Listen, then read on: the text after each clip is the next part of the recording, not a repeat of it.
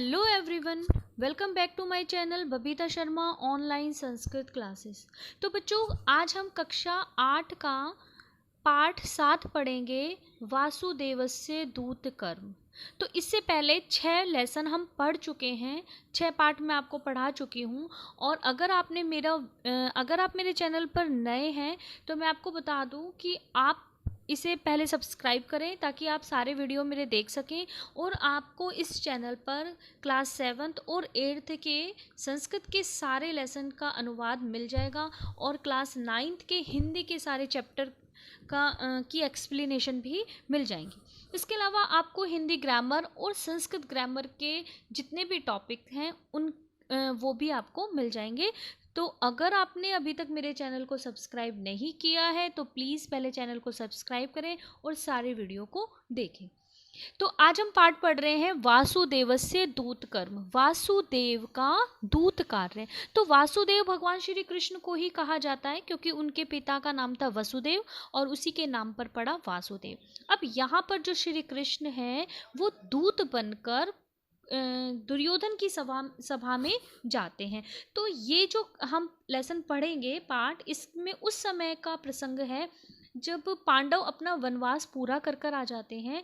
तो जो श्री कृष्ण होते हैं वो पांडवों के दूत बनकर दुर्योधन के पास जाते हैं और उनसे पांडवों के लिए उनका जो राज्य है उसमें से आधा राज्य या आधी संपत्ति जो उनके हिस्से की है वो मांगने के लिए जाते हैं। तो ये शांति प्रस्ताव लेकर जाते हैं, एक दूत बनकर ये उनकी सभा में जाते हैं।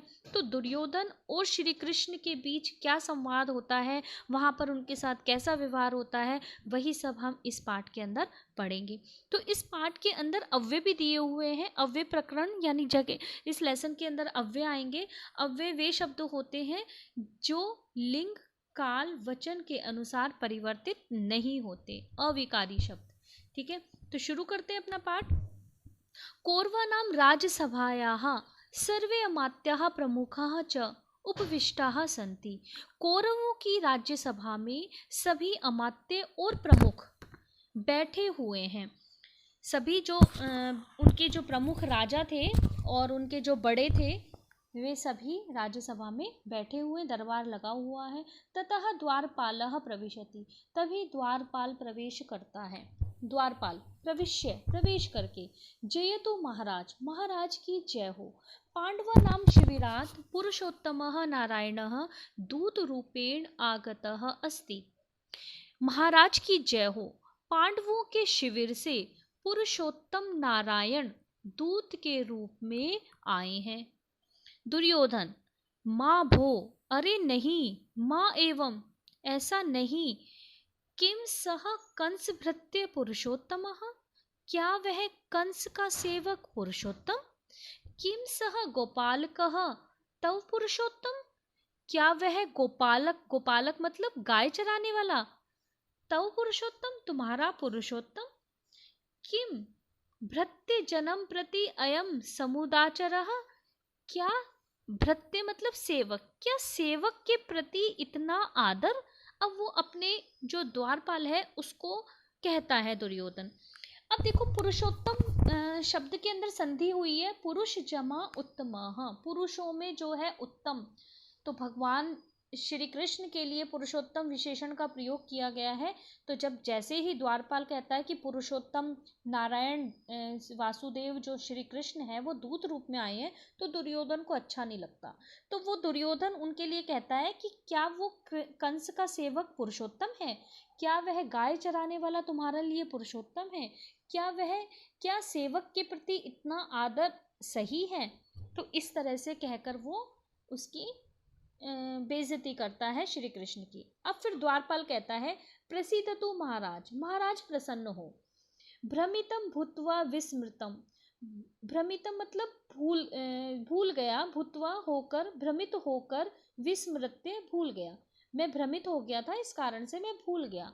दूतः केशवः आगच्छत्, दूत केशव आया है। तो अब वो कहता है कि वो दूत केशव आया है। दुर्योधनः, इदानीं प्रसन्नः अस्मि, अब मैं प्रसन्न हूँ। प्रवेश्य तम दूतम, उस दूत को प्रवेश करवाओ। द्वारपालः यथा आज्ञापयति देव, जैसी आपकी आज्ञा देव, बहि गच्छति बाहर जाता है। दुर्योधनः सभां प्रति, सभा के प्रति, अब सभा से कहता है दुर्योधन, सावधानः भवन्तु भवन्तः, आप सभी सावधान हो जाएं। यह अपि केशवस्य आगमने उत्थास्यति सह मया 12 सुवर्णभारस्य दंडेन दंडनीयः भविष्यति। यह अपि जो भी केशवस्य, केशव के आगमने आने पर, उत्थास्यति उठेगा। अब वो सभी अपने सभा के लोगों को संबोधित करके कहता है कि सावधान, यदि आप में से कोई भी श्री कृष्ण के आने पर उठा, सह मया वह मेरे द्वारा 12 सुवर्ण भारस्य 12 सोने के भार के समान दंड से दंडित किया जाएगा। तो 12 मतलब 12 और सुवर्ण मतलब सोने के भार, वजन के बराबर जो स्वर्ण मुद्राएं जो होती थी उस समय में, तो 12 सोने की मुद्राओं के दंड से दंडित किया जाएगा। ततः प्रविशति द्वारपालः, उसके बाद द्वारपाल प्रवेश करता है। वासुदेवेन सह, वासुदेव के साथ, श्री कृष्ण के साथ वो प्रवेश करता है। सर्वे संभ्रांताः सभासदाः च उत्तिष्ठन्ति, सभी भाई और सभासद खड़े हो जाते हैं। दुर्योधनः आत्मगतम, दुर्योधन अपने आप से बात करता है।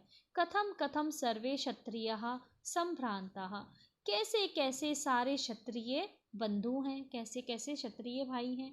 पूर्व कथितः दंडः च विस्मृतः, पहले कहे हुए दंड को भी भूल गए हैं। जो मैंने अभी कहा था कि मैं दंड दूंगा, उस दंड को भी वो भूल गए हैं। स्वयं अपि आसन्नात् स्खलित उत्तिष्ठति च, और खुद भी आसन से खिसक कर उत्तिष्ठति च खड़ा हो जाता है। प्रकटम, प्रकट में सामने से कहता है, भो दूत, अरे दूत, एतत् आसनम, यह आसन है, उपविश्यताम, बैठो। वासुदेवः, श्री कृष्ण कहते हैं, गांगेन आचार्य प्रमुखाः राजान उपविशन्तु भवन्तः वयम अपि उपविशामः। वासुदेव कहते हैं, गंगाए, या गंगा पुत्र, जैसे भीष्म पितामह को कहते हैं, हे गंगा पुत्र। आचार्य, सभी आचार्य जो वहाँ उनके गुरु बैठे थे। प्रमुखाः राजन, सभी राजा प्रमुख। उपविशन्तु भवन्तः, आप सभी बैठे।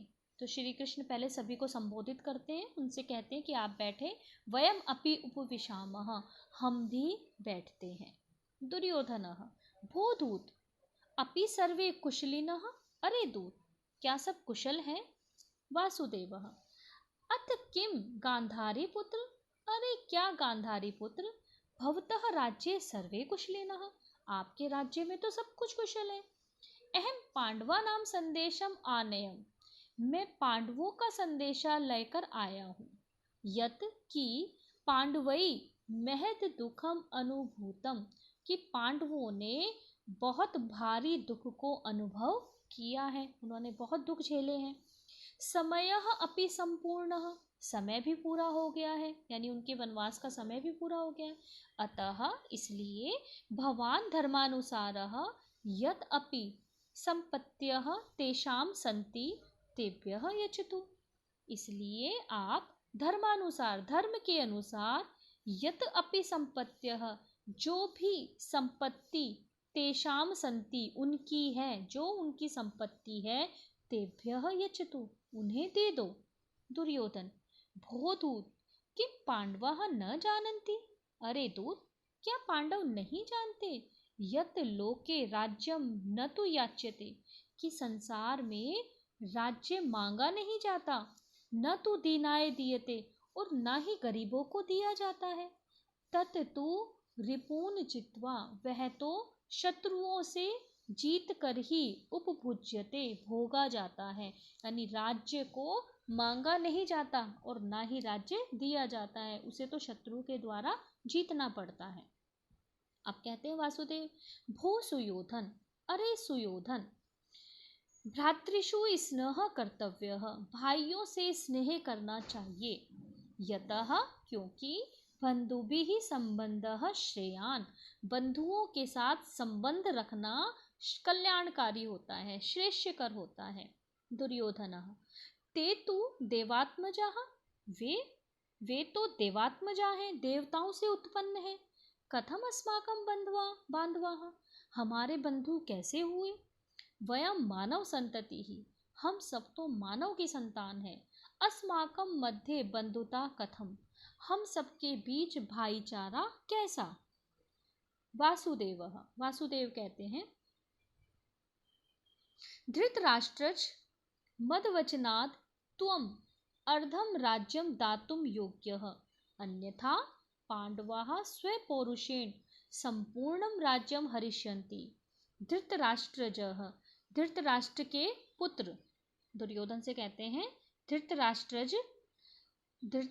के पुत्र, मदवचनात् त्वम अर्धम राज्यम दातुम, मेरे वचन के अनुसार तुम्हें आधा राज्य देना चाहिए। अन्यथा पांडव स्वपौरुषेण, अपने पौरुष से मतलब अपनी बाहुबल से, संपूर्णम राज्यम हरिष्यन्ति, संपूर्ण राज्य को हर लेंगे, छीन लेंगे तुमसे। दुर्योधन कहता है भो दूत, अरे दूत, युद्धे यदि साक्षात पवनः इंद्रः वा माम प्रहरेत, युद्ध में यदि साक्षात इंद्रदेव पवन देव भी मेरे ऊपर प्रहार करें, तथापि फिर भी अहम पराक्रमेण रक्षितस्य स्वराज्यस्य, तब भी मैं अपने पराक्रम से अपने राज्य की रक्षा करूँगा। तृणम अपि न दास्यामि, तिनका भी नहीं दूंगा, यानी एक तिनका भी नहीं दूंगा। अगर स्वयं भगवान भी आ जाएं, पवन देव आ जाएं, इंद्रदेव आ जाएं और वे मेरे ऊपर प्रहार करें, तो भी मैं अपने बाहुबल से, अपने पराक्रम से अपने राज्य की रक्षा करूंगा और एक तिनका भी नहीं दूंगा। यवनिका शनै शनै पतति, यवनिका मतलब पर्दा धीरे धीरे गिरता है। तो पाठ समाप्त हुआ आपका। उम्मीद है आपको समझ आया होगा, और यदि आपको समझ आया है तो प्लीज़ इसे शेयर करना ना भूलें, और एक लाइक तो आपका बनता ही है। तो देखो बच्चों, अगर आप अपने गुरु से कुछ सीखते हैं तो आपको उन्हें गुरु दक्षिणा तो देनी ही चाहिए। तो यहाँ तो आप YouTube पे फ्री में आप लेसन पढ़ रहे हैं, शिक्षा ले रहे हैं, तो एक लाइक तो आपका बनता ही है। तो अगर वीडियो आपको पसंद आया है, कोई भी वीडियो आप किसी भी टीचर का देखते हैं तो उसे एक लाइक तो आपको ज़रूर करना ही चाहिए। धन्यवाद।